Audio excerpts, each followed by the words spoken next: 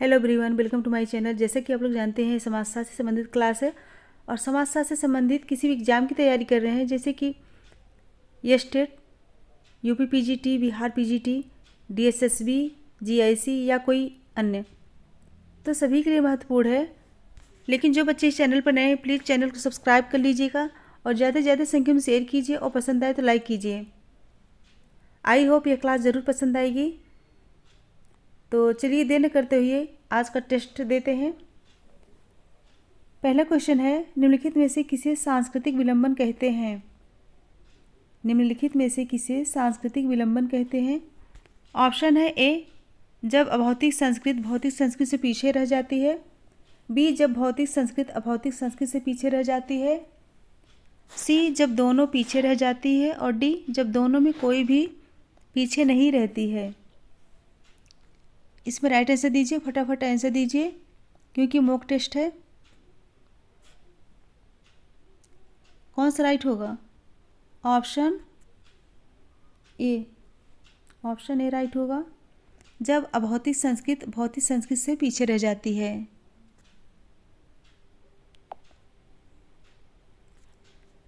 Next question है, निम्नलिखित में से कौन सभ्यता का अंग नहीं है? सभ्यता का अंग नहीं है पूछा गया है।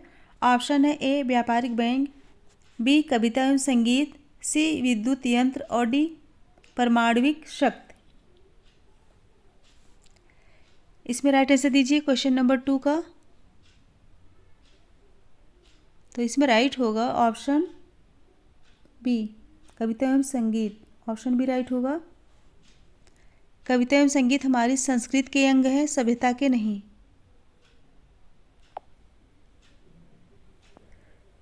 नेक्स्ट क्वेश्चन है, समाज सादृश्यता की सामूहिक चेतना है, यह किसने कहा? ऑप्शन है ए, स्पेंसर, बी, गिडिंग्स, सी, दुर्खीम और डी, मैकाइबर। 3 का राइट आंसर दीजिए। तो इसमें कौन सा राइट होगा? ऑप्शन सी, यह दुर्खीम का कथन है। और गिडिंग्स का कौन सा है? समाज स्वयं एक संघ है, संगठन है, औपचारिक संबंधों का योग है जिसमें व्यक्ति एक दूसरे से सहसंबद्ध रहते हैं।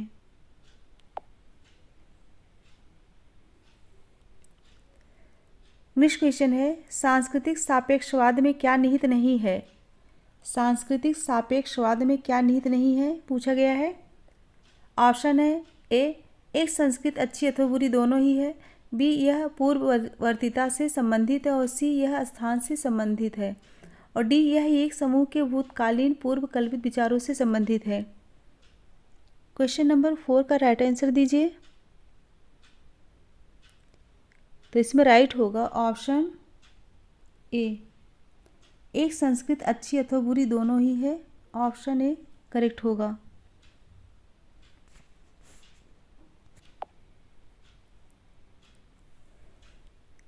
नेक्स्ट क्वेश्चन है, निम्नलिखित में से कौन सा कथन सत्य है? कौन सा कथन सत्य है? ऑप्शन है ए, समुदाय अमूर्त है जबकि समाज मूर्त है, बी, समुदाय मूर्त है जबकि समाज अमूर्त है और डी, समाज एवं समुदाय दोनों मूर्त है और डी, समाज तथा समुदाय दोनों अमूर्त है। इसमें राइट आंसर दीजिए। क्वेश्चन नंबर 5 का राइट आंसर ऑप्शन बी, समुदाय मूर्त है। समुदाय मूर्त है जबकि समाज अमूर्त है। ऑप्शन बी राइट होगा।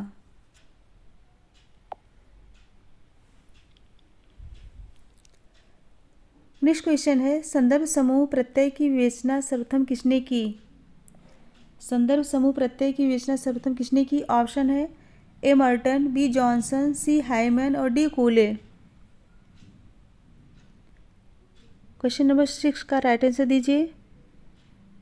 तो इसमें राइट होगा ऑप्शन सी, हाइमन। संदर्भ समूह वह समूह होता है जिसका व्यक्ति स्वयं सदस्य तो नहीं होता किंतु सदस्य बनने की आकांक्षा रखता है और हाइमन के पश्चात मर्टन ने इसका विस्तृत अध्ययन किया है।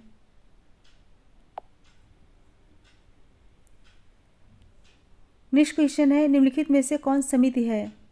कौन समिति है? ऑप्शन है ए विवाह, बी विवाह जुलूस, सी एक स्कूल और डी एक स्थानीय कल्याणकारी समिति। क्वेश्चन नंबर 7, फटाफट आंसर दीजिए।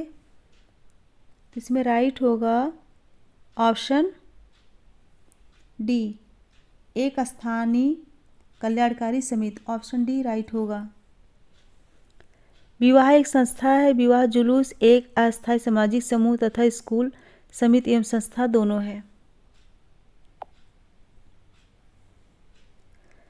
नेक्स्ट क्वेश्चन है, निम्न में से कौन समुदाय का उदाहरण है? समुदाय का उदाहरण है। ऑप्शन है ए भारतीय मूल के व्यक्ति, बी भारतीय समाज और सी श्रमिक संघ और डी वाराणसी के बंगाली ब्राह्मण। समुदाय का उदाहरण पूछा गया है, ध्यान रखिएगा, समुदाय का उदाहरण। तो कौन सा राइट होगा? ऑप्शन डी, वाराणसी के बंगाली ब्राह्मण। ऑप्शन डी करेक्ट होगा, क्योंकि वाराणसी एक निश्चित भौगोलिक क्षेत्र है।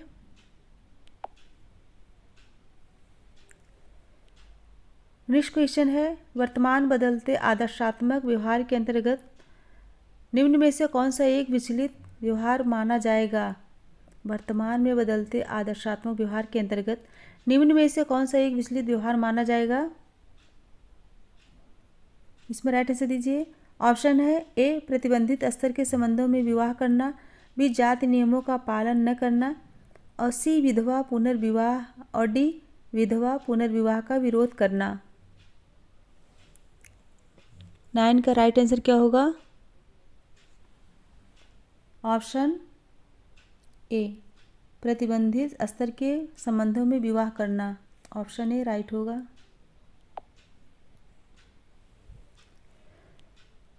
नेक्स्ट क्वेश्चन है, लिंग, आयु एवं जाति सभी उदाहरण है। लिंग, आयु एवं जाति सभी उदाहरण है। ऑप्शन है ए अर्जित परिस्थिति के, बी प्रदत्त परिस्थिति के, सी जैविक परिस्थिति के और डी सांस्कृतिक परिस्थिति के। क्वेश्चन नंबर 10 का राइट आंसर दीजिए। तो इसमें राइट होगा ऑप्शन बी, प्रदत्त परिस्थिति के उदाहरण है, लिंग, आयु और जाति।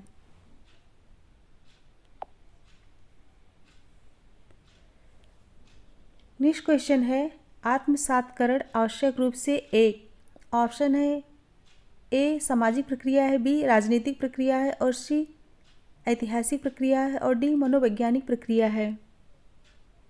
11 का राइट आंसर दीजिए। तो इसमें राइट होगा ऑप्शन ए, आत्मसात एक सामाजिक प्रक्रिया है। ऑप्शन ए करेक्ट होगा।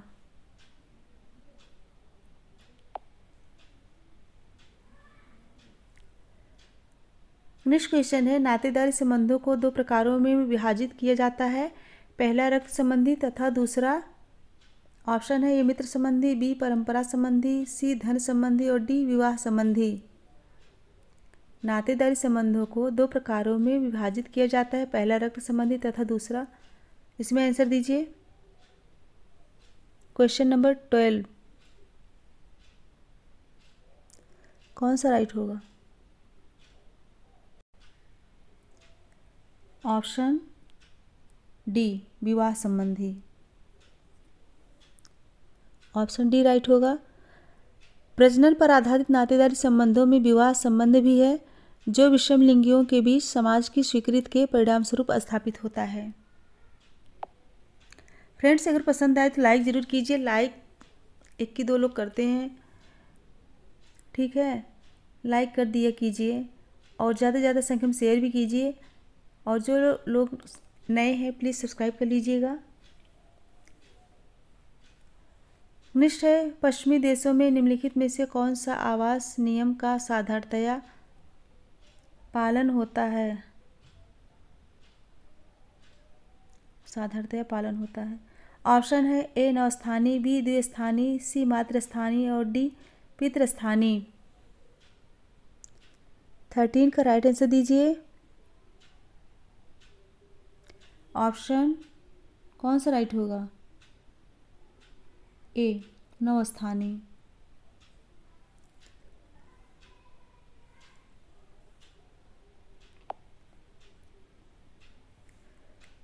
नेक्स्ट क्वेश्चन है, निम्नलिखित में से कौन द्वितीयक नातेदारी नहीं है? कौन द्वितीयक नातेदारी नहीं है? ऑप्शन है ए साले की पत्नी, बी जीजा, सी भाभी और डी साला। 14 का राइट आंसर दीजिए। कौन सा राइट होगा? ऑप्शन ए साले की पत्नी। साले की पत्नी तृतीयक नातेदार हैं और मर्डाक ने 151 तृतीय नातेदारी का वर्णन किया है।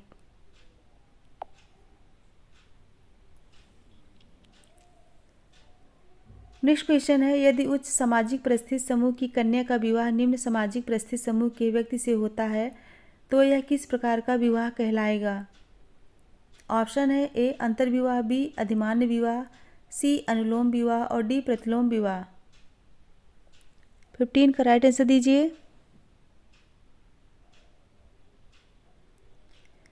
कौन सा राइट होगा?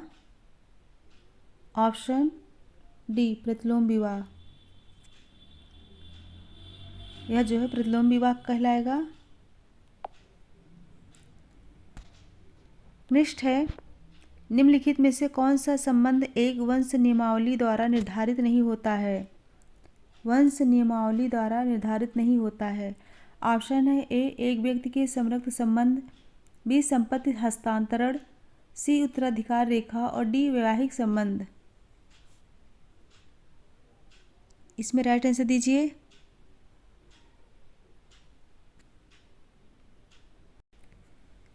तो कौन सा राइट होगा? ऑप्शन डी वैवाहिक संबंध। ऑप्शन डी राइट होगा। संबंध एक वंश नियमावली द्वारा निर्धारित नहीं होता है, वह है वैवाहिक संबंध। नेक्स्ट क्वेश्चन है, सामाजिक स्तरीकरण का तात्पर्य है। सामाजिक स्तरीकरण का तात्पर्य पूछा गया है। ऑप्शन है ए सामाजिक न्याय, बी सामाजिक असमानता, सी सामाजिक अन्याय और डी सामाजिक समानता। क्वेश्चन नंबर 17, कौन सा राइट होगा? ऑप्शन बी सामाजिक असमानता। ऑप्शन बी राइट होगा। नेक्स्ट क्वेश्चन है, धर्म की उत्पत्ति। ऑप्शन है ए मृत्यु के भय की भावना के कारण हुई, बी इच्छित कामनाओं के प्रत्युत्तर में हुई, सी समुदाय की सुरक्षा हेतु शक्ति के प्रत्युत्तर में हुई और डी कारण स्पष्ट नहीं है।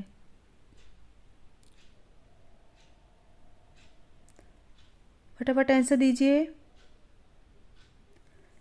इसमें राइट होगा ऑप्शन डी कारण स्पष्ट नहीं है। भूमिकाओं के अतिरिक्त धर्म किसी सामाजिक संगठन को अधिक मजबूत बनाने में अहम भूमिका निभाता है।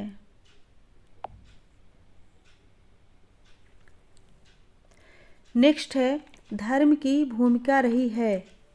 धर्म की भूमिका रही है। ऑप्शन है ए मेल मिलाप द्वारा, बी व्यक्तियों को एक दूसरे के निकट लाना और सी विपत्ति में मनुष्यों को साहस प्रदान करना और डी उपरोक्त सभी। इसमें राइट आंसर दीजिए। तो इसमें राइट आंसर होगा ऑप्शन डी उपरोक्त सभी। मेल मिलाप करना, व्यक्तियों को एक दूसरे के निकट लाना, व्यक्तियों में मनुष्यों को साहस प्रदान करना, तीनों राइट हो। ऑप्शन डी राइट होगा।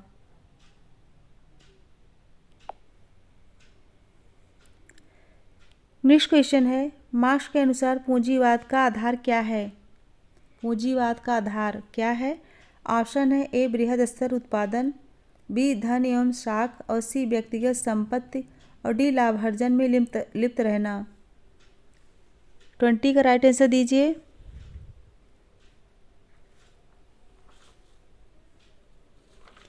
कौन सा राइट होगा? ऑप्शन सी व्यक्तिगत संपत्ति। मार्क्स के अनुसार पूंजीवाद का आधार क्या है? व्यक्तिगत संपत्ति। सी ऑप्शन राइट है।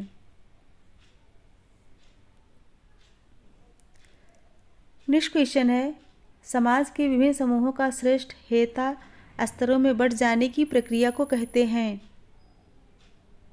श्रेष्ठ हेयता स्तरों में बढ़ जाने की प्रक्रिया को कहते हैं। ऑप्शन है ए सामाजिक विभेदीकरण, बी सामाजिक स्तरीकरण और सी सामाजिक उद्विकास और डी सामाजिक विघटन। 21 का राइट आंसर दीजिए। कौन सा राइट होगा?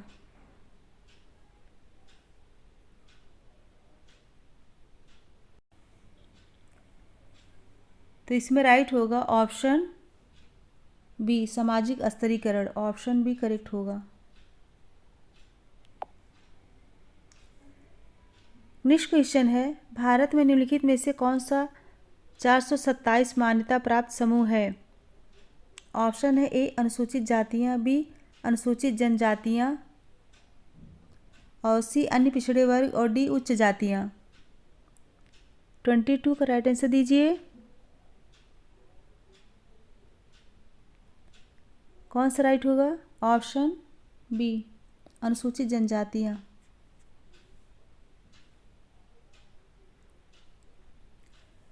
उन्नीस 1950 में अनुसूचित की गई जनजातियों की संख्या मात्र कितनी थी? 212 थी, जो 1971 में बढ़कर 427 हो गई। कब? 1971 में। नेक्स्ट क्वेश्चन है, भारत में जनजातियों के विकास के लिए सरकार को राष्ट्रीय उपवन का सुझाव किसने दिया? राष्ट्रीय उपवन का सुझाव किसने दिया? ऑप्शन है ए घुरिये, बी मजूमदार, सी एन.के. बोस और डी पी एल्विन। 23 का राइट आंसर दीजिए। इसमें राइट होगा option D B Alvin. Option D right होगा।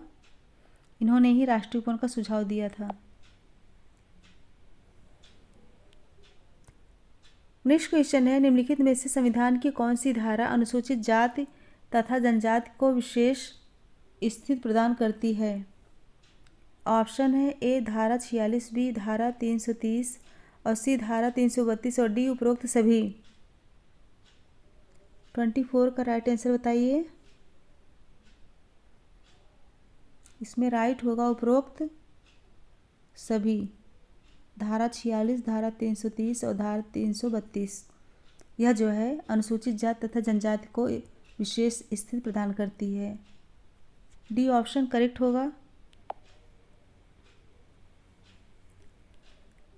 नेक्स्ट क्वेश्चन है, मेलिनोव्स्की के अनुसार जादुई विश्वास किन निम्नलिखित स्थितियों में उत्पन्न होता है? किन निम्नलिखित स्थितियों में उत्पन्न होता है? ऑप्शन है ए अनिश्चितताओं पर नियंत्रण पाने के लिए, बी विश्वास में वृद्धि करने के लिए, सी चिंताएं कम करने के लिए और डी उपरोक्त सभी स्थितियों में। 25 का राइट आंसर दीजिए।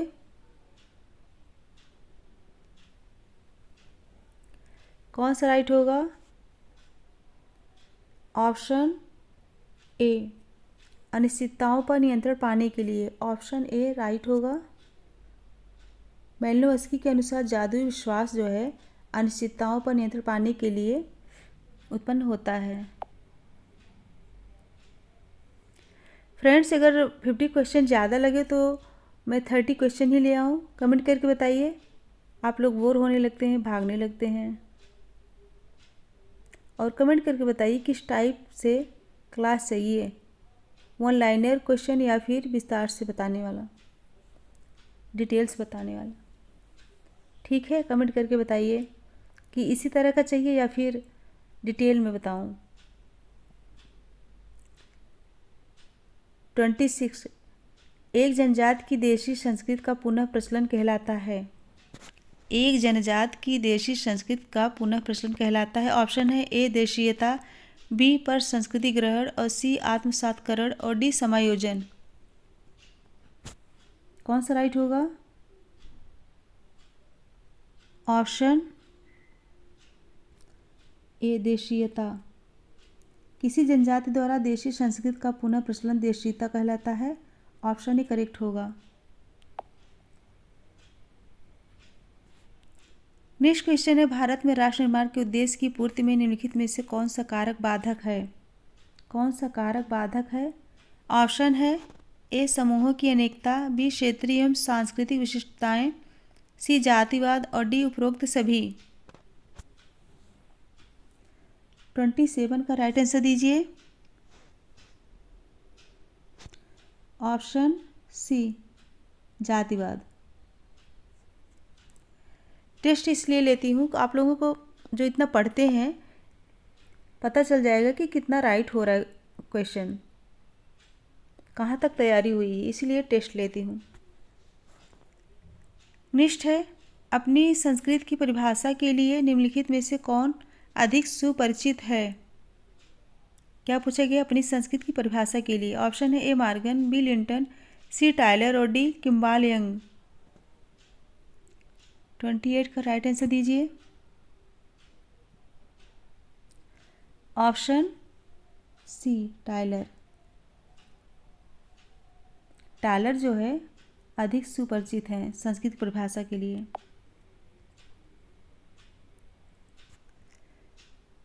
नेक्स्ट क्वेश्चन है, निम्नलिखित में से कौन से एक कारक ने भारतीय जात व्यवस्था को बनाए रखने में मदद की। भारतीय जात व्यवस्था को बनाए रखने में मदद की। ऑप्शन है ए धार्मिक विश्वास, बी सजातीय अंतर्विवाह और सी पश्चिमीकरण और डी परिवहन के साधनों का विकास। 29 का राइट आंसर दीजिए। इसमें राइट होगा ऑप्शन बी सजातीय अंतर्विवाह। ऑप्शन बी करेक्ट होगा। अपनी जात में विवाह करना ही जात व्यवस्था को एक मजबूत आधार जो है प्रदान करता है।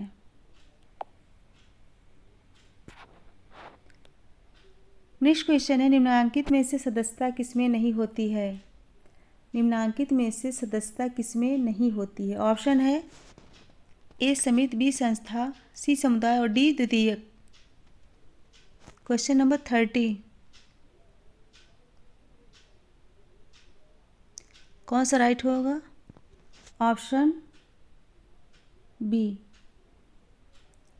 संस्था। संस्था क्या है। संस्था कार्य प्रणाली का स्थापित स्वरूप होती है जिससे सदस्यता का बोध नहीं होता है। इम्पॉर्टेंट है।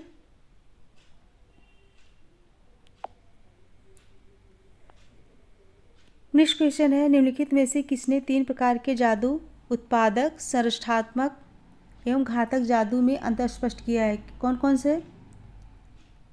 उत्पादक, संरचनात्मक, घातक जादू। ऑप्शन है ए फ्रेजर, बी इवांस प्रिचार्ड और सी मैक्स वेबर और डी उपयुक्त में से कोई नहीं। 31 का राइट आंसर दीजिए। कौन सा राइट होगा। ऑप्शन डी उपयुक्त में से कोई नहीं। ये 3 प्रकार के जादू को किसने जो है स्पष्ट किया है। 3 भागों में किसने वर्गीकरण किया है। दुबे ने। ध्यान रखिएगा, दुबे ने।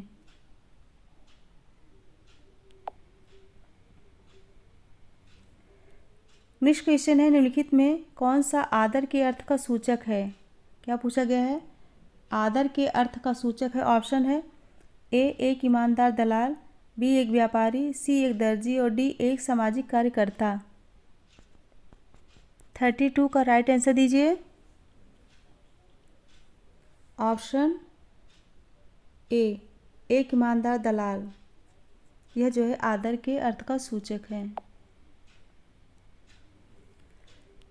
नेक्स्ट क्वेश्चन है, निम्नलिखित में से कौन एक प्रतिष्ठा का सुख लेता है।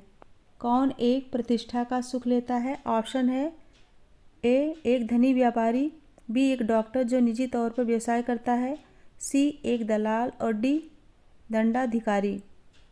क्वेश्चन नंबर 33,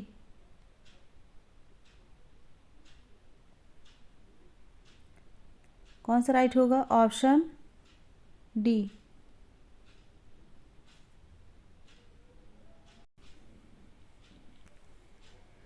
नेक्स्ट क्वेश्चन है, निम्नलिखित में से कौन प्रस्थित का सूचक नहीं है। प्रस्थित का सूचक नहीं है। ऑप्शन है ए भारत रत्न, बी श्रमिक, सी नाइटहुड का खिताब और डी नाम के पहले पंडित शब्द का प्रयोग। 34 का राइट आंसर दीजिए। तो इसमें राइट होगा ऑप्शन बी श्रमिक।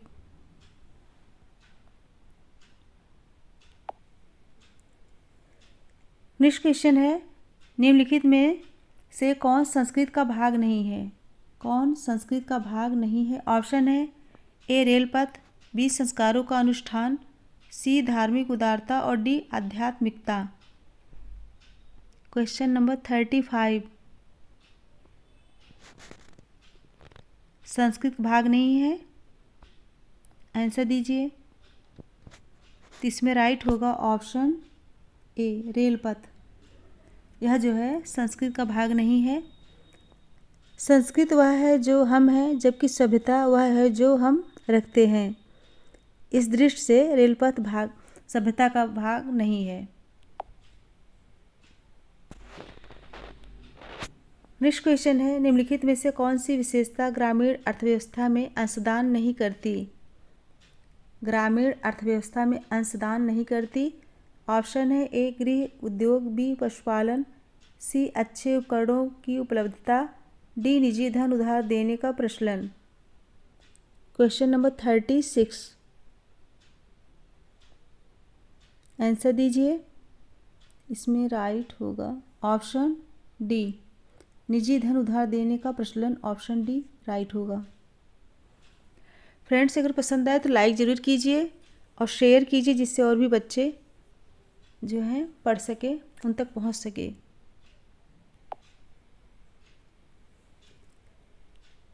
नेक्स्ट क्वेश्चन है, यह किसने कहा है कि व्यक्तियों की संस्कृति का मात्र निर्धारक उत्पादन प्रणाली है? ऑप्शन है A Karl Marx, B Max Weber, C MacIver और डी लुंडबर्ग। 37, इसमें राइट आंसर दीजिए। तो इसमें राइट होगा कौन सा? Option A Karl Marx. Marx ने उत्पादन प्रणाली में परिवर्तन को ही सामाजिक परिवर्तन माना है। नेक्स्ट क्वेश्चन है, नगरों तथा पशुओं के अस्तित्व में आने का कारण? ऑप्शन है ए जनसंख्या का संचलन, बी कृषि का विकास, सी व्यापार का विकास और डी औद्योगिकरण। 38 का राइट आंसर बताइए। इसमें कौन सा राइट होगा? ऑप्शन डी औद्योगिकरण। फ्रेंड्स, लाइक करने में, शेयर करने में कंजूसी मत कीजिएगा। लाइक ज़रूर कीजिएगा पसंद आए तो। नेक्स्ट क्वेश्चन है, निम्नलिखित में कौन सी गांधी राज्य की अवधारणा है? गांधी राज्य की अवधारणा पूछा गया है। ऑप्शन है ए धर्मतंत्र, बी प्रजातंत्र, सी सत्ता का विकेंद्रीकरण और डी स्वराज। तो इसमें राइट आंसर बताइए। ऑप्शन सी राइट होगा। सत्ता का विकेंद्रीकरण न करके उसका विकेंद्रीकरण कर लिया जाए।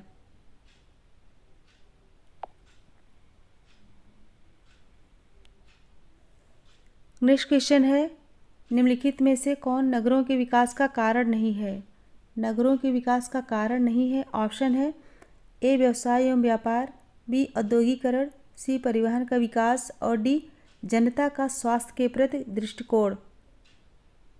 क्वेश्चन नंबर 40, इसमें राइट आंसर दीजिए। कौन सा राइट होगा? ऑप्शन डी जनता का स्वास्थ्य के प्रति दृष्टिकोण, यह राइट होगा, क्योंकि जनता का स्वास्थ्य के प्रति दृष्टिकोण का नगर के विकास से कोई संबंध नहीं है।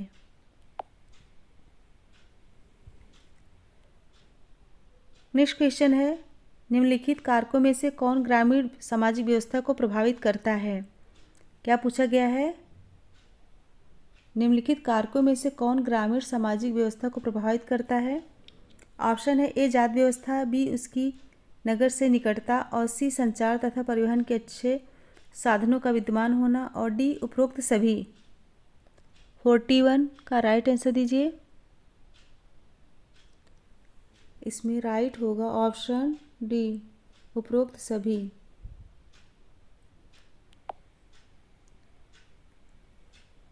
फ्रेंड्स, ठंडी बहुत पड़ रही है, ध्यान रखिएगा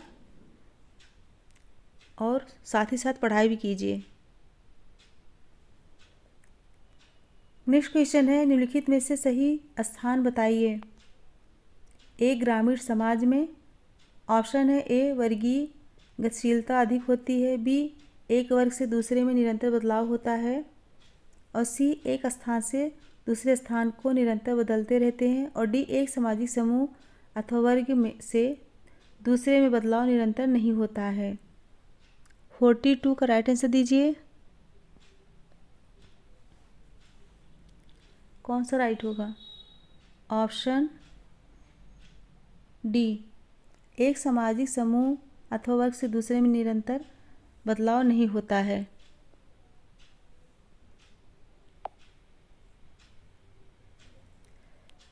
नेक्स्ट क्वेश्चन है, निम्नलिखित में से कौन सी अभिव्यक्ति का प्रयोग मैकाइबर ने समाज की परिभाषा में किया है?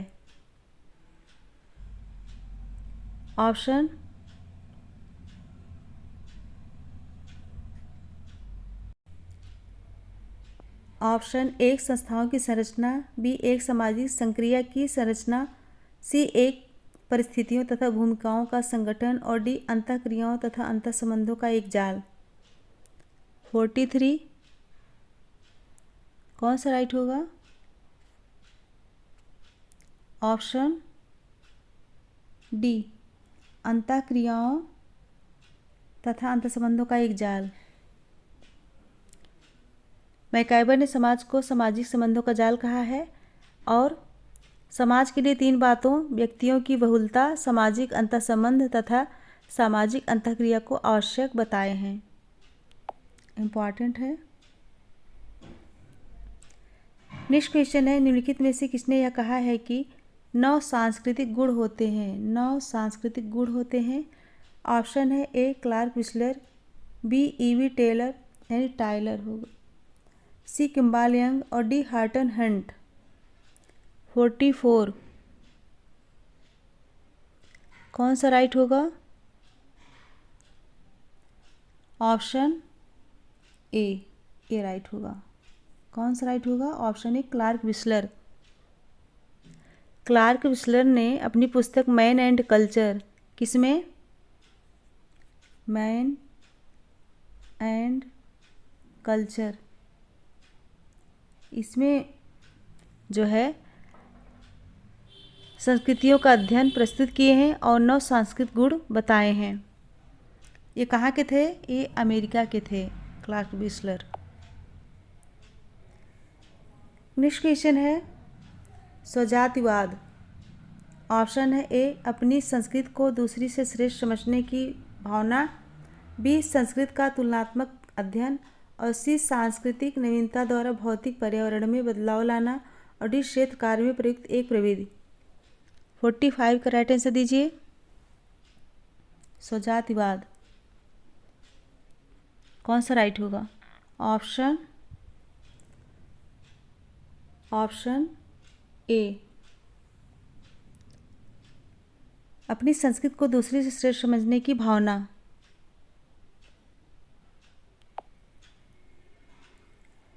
नेक्स्ट क्वेश्चन है, भारत में धर्मनिरपेक्षता का तात्पर्य है। धर्मनिरपेक्षता का तात्पर्य है। ऑप्शन है ए धार्मिक अल्पसंख्यकों को अधिक से अधिक सुविधाएं देना, बी सभी धर्म को बराबर सम्मान देना, सी धार्मिक अल्पसंख्यकों के हित को ध्यान में रखते हुए बहुसंख्यक समुदायों में कटौती करें, और डी उपयुक्त सभी। 46 कौन सा राइट होगा? ऑप्शन बी, सभी धर्म को बराबर सम्मान देना। ऑप्शन बी राइट होगा। धर्मनिरपेक्षता शब्द को संवैधानिक संशोधन द्वारा जोड़ा गया है, और इसका तात्पर्य सभी धर्मों के साथ समानता का व्यवहार करना है।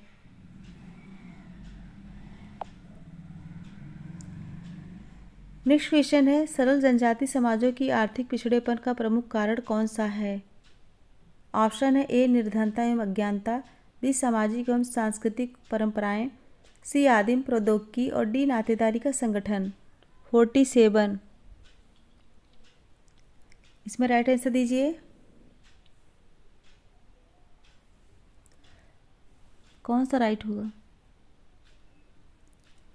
ऑप्शन सी आदिम प्रौद्योगिकी, ऑप्शन सी राइट होगा।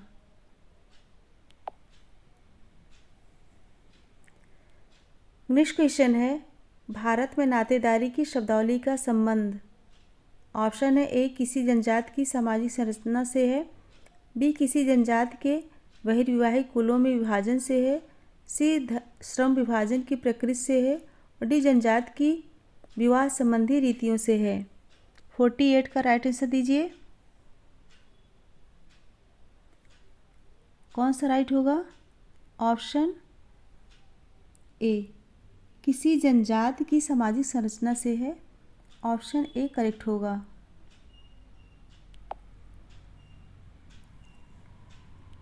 नेक्स्ट क्वेश्चन है, किसने नेतृत्व को क्रमशः 3 भागों में विभाजित किया है? चमत्कारिक, कानूनी, तार्किक तथा पारंपरिक। ऑप्शन है Max Muller, B Tonnies, C Max Weber और D Karl Marx. Right answer दीजिए इसमें राइट कौन सा होगा? Option C Max Weber. Weber ने नेतृत्व के अतिरिक्त सत्ता के भी 3 भाग बताए हैं।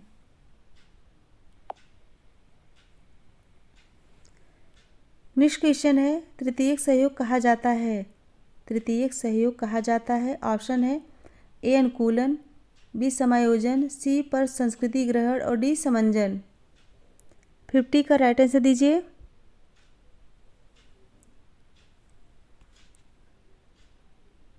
इसमें राइट होगा ऑप्शन बी समायोजन। समायोजन को संघर्ष में सहयोग की ओर बढ़ने का प्रथम चरण कहा गया है, जबकि सात्वीकरण को अंतिम चरण कहा गया है। ध्यान रखिएगा। और फ्रेंड्स, इसके लास्ट में एक क्वेश्चन है, उसका आंसर जरूर दीजिएगा। 50 क्वेश्चन कंप्लीट हुआ, इसका आंसर ज़रूर दीजिएगा। और कल जिन बच्चों ने आंसर दिया था उसमें है स्वाति तिवारी और प्रियंका और एक लड़की, नाम क्या है दिमाग में नहीं आ रहा है, तो राइट आंसर था इन लोगों का।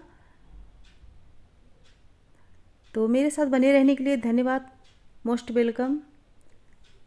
Thank you so much everyone. Good bye and good night. इसका आंसर जरूर दीजिएगा। ठंडी बहुत पड़ रही, ध्यान रखिएगा और ज़्यादा से ज़्यादा संख्या में शेयर कीजिए, लाइक कीजिए और सब्सक्राइब कीजिए। Once again thank you so much everyone.